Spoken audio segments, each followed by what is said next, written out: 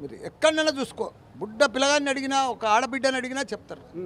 ఎందుకంటే 6 లక్షల మందిని 1000 గురుకుల పాఠశాలలు పెట్టి పేద ప్రజలను ఇంగ్లీష్ మీడియం చదివిపిస్తే వాళ్ళు ఇవాళ ఎంబీబీఎస్, ఇంజనీరు, సైంటిస్టులు, ఐఐటీలా ఇట్లా జాబులు వస్తున్నాయి వాళ్ళకి.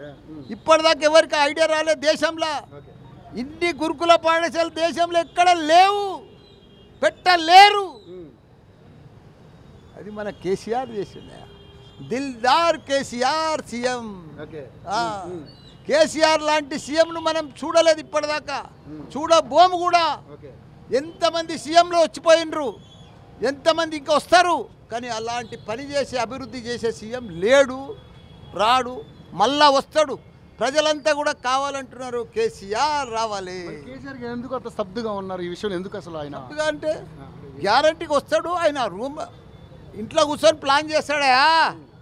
సీఎం ఉన్నప్పుడు కూడా ఎట్లా ప్లాన్ చేసిండు, ఎట్లా ఉండే తెలంగాణ, ఎట్లా హరితారం చేసిండు, ఎట్లా రోడ్లు చేసిండు, ఎట్లా 42 ఫ్లైఓవర్లు చేసిండు, హైదరాబాద్నే మార్చి పడేసిండు కేటీఆర్.